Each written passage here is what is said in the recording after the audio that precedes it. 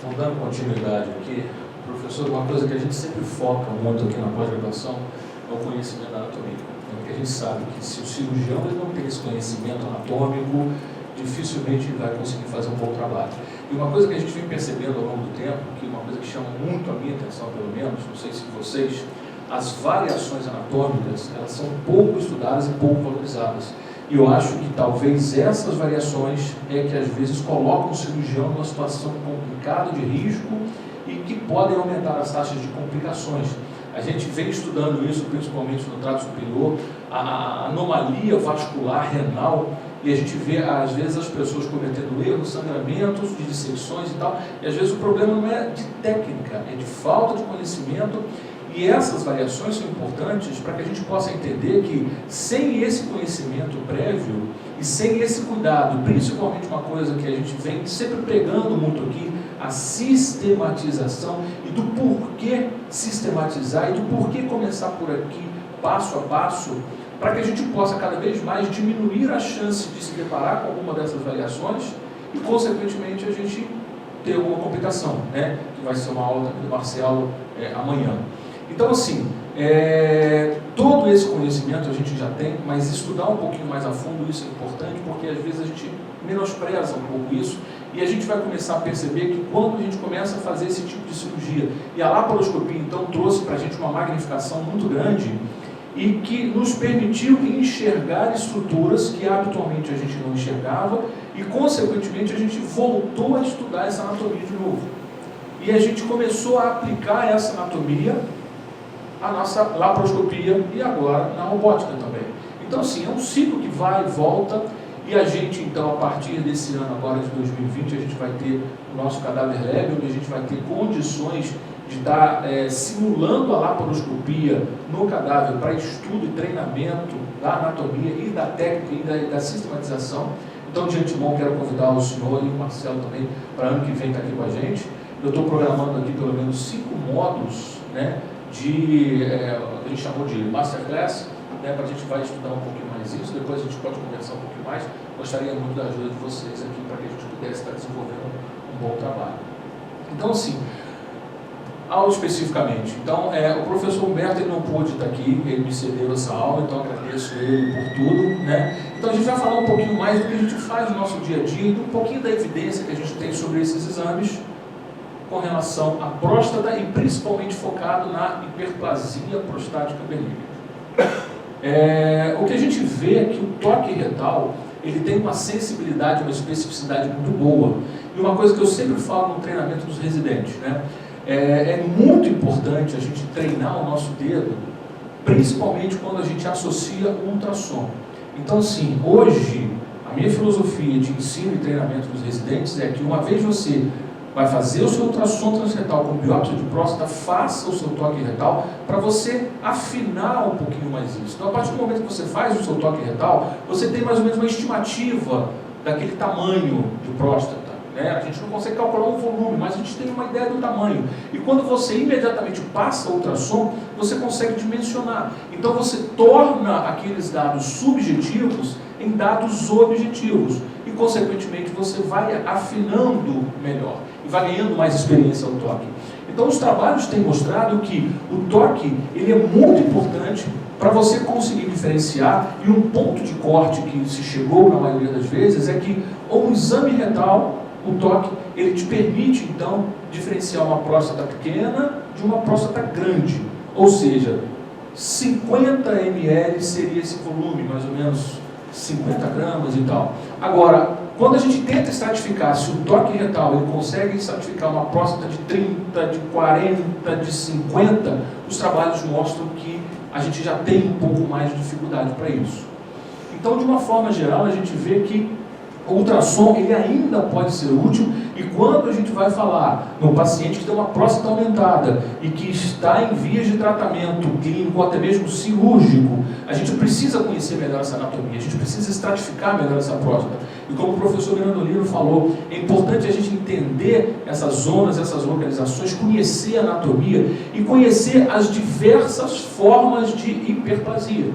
Porque tem próstatas que aumentam apenas uma zona, outras, e a gente tem comportamentos e crescimentos diferentes. Vocês já devem ter pegado em algumas prostatectomias radicais que a gente já fez ao longo do ano, que o ápice da próstata hoje acaba sendo um grande problema, e a base, que é aquele lobo mediano, que às vezes pega a gente de surpresa e pode acabar com a nossa cirurgia, né? Então a gente precisa entender, precisa conhecer isso melhor. Então, pelo menos um bom exame de ultrassom, ele fornece essas informações. Então, o que a gente vê de uma forma geral, que o ultrassom transretal, ele acaba sendo utilizado mais e preferencialmente quando você vai fazer uma biópsia. Então, não é feito de rotina esse ultrassom transretal. Mas o ultrassom abdominal, né, ou seja, suprapúbico, ele tem uma importância muito grande. Mas a gente precisa respeitar alguns conceitos ultrassonográficos e ter um ultrassonografista que faça isso com pelo menos um pouco mais de carinho, um pouco mais de atenção. Que infelizmente é o que a gente não vê na nossa prática do dia a dia, principalmente no SUS. Né? A gente vê ultrassons extremamente mal feitos e que não dão informações que vão nos auxiliar na tomada de conduta.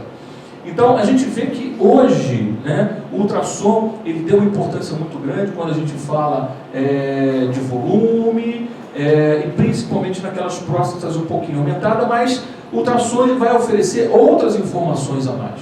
Além da próstata, hoje se discute muito a espessura da parede da bexiga, o resíduo pós-miccional, que a gente vai discutir isso aqui. Então, o que a gente vê é que o ultrassom ele tem algumas informações. E hoje se fala muito em resíduo pós-miccional, né? 50 ml seria um ponto de corte. A partir daí, a gente já tem que começar a pensar que esse paciente possa estar tendo alguma dificuldade de esvaziamento vesical, mas tomar uma conduta baseado exclusivamente nessa informação é muito precária. A gente tem que ter muito cuidado, porque isso pode estar sendo influenciado por inúmeros fatores. Imagine vocês entrar numa sala fria, onde tem um paciente, onde tem alguém que você não conheça, você faz ultrassom com a bexiga cheia, de repente ele pede para você ir ao banheiro, naquele ambiente inóspito, você vai lá, urina de qualquer jeito, às vezes você não urina muito bem mesmo, então uma única amostra às vezes não é o suficiente, né? E o resíduo acima de 50 também não quer dizer muita coisa. Então, é um ponto importante, eu acho que é uma variável que a gente tem que colocar na nossa equação, mas ele não deve se partir exclusivamente dessa variável para que a gente possa tomar a nossa decisão. Então, a gente tem o nosso ponto de corte, 50 ml, a partir daí já tem que acender a nossa luz amarela e falar, opa, provavelmente alguma coisa não está indo bem com esse paciente. Outro ponto importante que a gente vem vendo na literatura, e até parou de se falar um pouquinho mais sobre isso, né, seria sobre essa protrusão intraprostática. Né? Não sei se vocês já escutaram falar disso. Essa protrusão já foi estudada, já foi discutida, mas isso vem caindo um pouquinho em voga, mas a gente tem a evidência científica para nos respaldar a nos preocupar com isso. Então, se você pegar um ultrassom ou uma imagem que te mostra que tem uma protrusão dessa próstata para dentro da bexiga, eu acho que é importante, e eu faço isso rotineiramente, eu faço essa medida. Como é feita essa medida? A gente faz na borda da bexiga, ou seja, no corte sagital, onde você consiga pegar a maior protrusão dessa próstata para dentro da bexiga, e aí você traça uma linha aonde a bexiga se insere na próstata, aqui, e depois você pega um ângulo de quase 90 graus para você ter essa distância. Então os trabalhos mostram que se você tem essa protrusão acima de 10 milímetros, esse paciente tem um risco aumentado para ter uma obstrução ou para evoluir para uma obstrução infravesical. Então, esse ultrassom ele deve ser feito, a recomendação dos autores, né, é que você tenha um enchimento de pelo menos 150 a 200 ml, não a menos e não a mais. Tá? A partir daqui, você vai pegar um corte então sagital e na região suprapúbica. Não precisa ser feito transretal para isso. E aí você vai avaliar então isso. Então a gente vê que tem um valor preditivo positivo muito bom correlacionando com as alterações urodinâmicas, obstrução infravesical. Tá? Então isso já começa a ser mais um preditor para você avaliar. Será que esse paciente vai precisar de fazer uma urodinâmica antes da cirurgia? Não vai? Então isso são fatores que vão nos ajudando na tomada de decisão. Outra coisa que a gente acaba sempre discutindo é o espessamento, a espessura dessa parede vesical. Isso tem importância, não tem importância, é relevante, não é? E o que a gente começou a perceber ao longo da literatura, esse trabalho publicado em 2006, mostrou que um dos pontos de corte muito interessante, que mostrou um valor preditivo positivo, negativo, sensibilidade boas, foram pontos de corte de 3 milímetros de espessura. E aí a gente vê que, associado a isso, a gente tem uma série de outros fatores que podem nos ajudar. Aquele slide está fora de ordem, então, de uma forma geral, essa avaliação da espessura da parede da bexiga, ela é recomendada por esses autores que se façam pela parede anterior da bexiga. Então você vai fazer esse ultrassom e vai avaliar a parede anterior dessa bexiga, tá?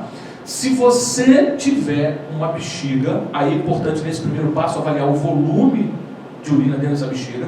Se tiver um volume de aproximadamente 150 ml, 150, 200, o seu ponto de corte vai ser algo em torno de 5 milímetros. Se você tiver um espessamento acima de 5 milímetros, isso fala a favor de um detrusor ativo ou que tem um espessamento importante que possa estar sofrendo em decorrência dessa obstrução.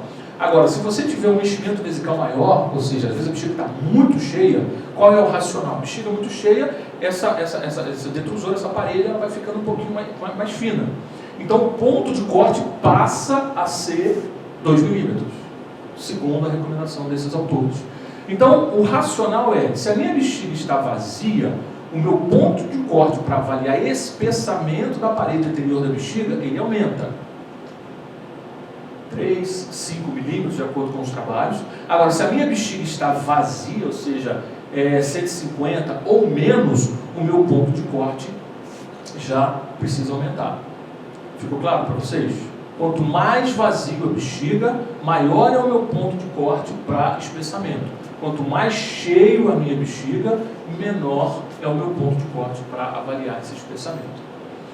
Hoje, então, a gente está vendo a ultrassonografia evoluindo de tal forma que consegue avaliar nitidamente essas zonas que o professor Mirandolino falou. Então, a gente consegue ver essas zonas periféricas, as zonas de transição. Você consegue utilizar contrastes para você identificar muito bem essas áreas, vascularização. Você consegue, às vezes, ter uma boa relação com a anatomia, mas não é o melhor método para você avaliar essas alterações anatômicas, para você fazer esse planejamento, essa programação.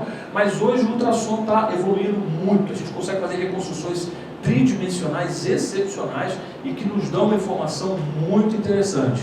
Esse aqui é só um trabalho para mostrar para vocês o contraste, né? E eles chamam de elastografia, onde você consegue ter uma avaliação da próstata buscando aquelas zonas, aquelas áreas que são suspeitas de neoplasia. Então a gente, olhando o ultrassom simples, a gente acha que é uma zona de transição, às vezes uma hipertrofia, alguma coisa assim, e na verdade não é. A gente consegue definir bem isso aqui. Mas os trabalhos ainda não foram muito para frente, e aí acabou que a ressonância entrou, e a gente vai discutir nesses próximos 2 módulos, dezembro e janeiro, câncer de próstata, a gente vai aprofundar um pouquinho mais nisso. Só para mostrar para vocês que a evolução está sendo em todas as áreas, né? Mas a ressonância, sem sombra de dúvida, ganhou muito espaço aqui. Então, o ultrassom, ele é bem interessante para a gente avaliar essa hiperplasia prostática benigna, a gente pode avaliar, inclusive, outras doenças e anomalias. Eu acho que aqui é um ponto interessante, porque um bom ultrassonografista, ele pode avaliar essa próstata de uma forma que possa facilitar a sua vida, né? Às vezes tem pacientes que têm uma protrusão tão importante, ou uma protrusão para o lobo mediano posterior ao trígono vesical, que eu já vi, né, nos nossos residentes, já teve alguns casos na UERJ, e na Lagoa também, onde a gente faz essa prostatectomia e ele deixa o lobo mediano. Então, acabou que deixou o lobo mediano para trás por causa do não conhecimento da anatomia daquele paciente. Então, hoje, a gente acaba orientando sempre o ultrassom, vai fazer punção, cistoscopia, alguma coisa. O ultrassom tem o seu papel muito importante para isso, a gente sabe, e ele ajuda também muito em guiar essas biópsias, inclusive transperineal e tudo mais. Como o próprio professor já falou, né, da anatomia, aqui a gente vê então em algumas anomalias. Então o ultrassom ele ajuda a detectar essas alterações, cistos e tudo mais, e que podem dificultar a nossa vida ou não. De uma forma geral, como já foi dito pelo próprio professor, a gente tem que ter essa visão e entender que o crescimento prostático ele nem sempre é de forma homogênea e a gente pode se deparar com situações diferenciadas. Então, eu acho que essa visão é importante a gente ter para que a gente possa entender que o componente muscular do complexo esfincteriano ele passa por esse modelo. Então a gente tem uma ideia que o próprio esfíncter ele não é uma coisa extremamente circular, redonda, anelar. Então existem fibras que contornam o ápice, a base. Então a gente precisa conhecer isso aí para que a gente possa até mesmo começar a entender do porquê desses pacientes ficarem incontinentes ou terem alterações miccionais posteriores. Aqui é um exemplo de algumas alterações que podem acontecer quando a gente tem esse crescimento da zona transicional, onde esse crescimento se dá quase que exclusivamente para o interior da bexiga. Então a gente vê que a própria próstata especificamente ela não está aumentada. Então às vezes o toque retal ou ultrassom mal feito não vai identificar. E às vezes o paciente está com as queixas e está observando a decorrência disso.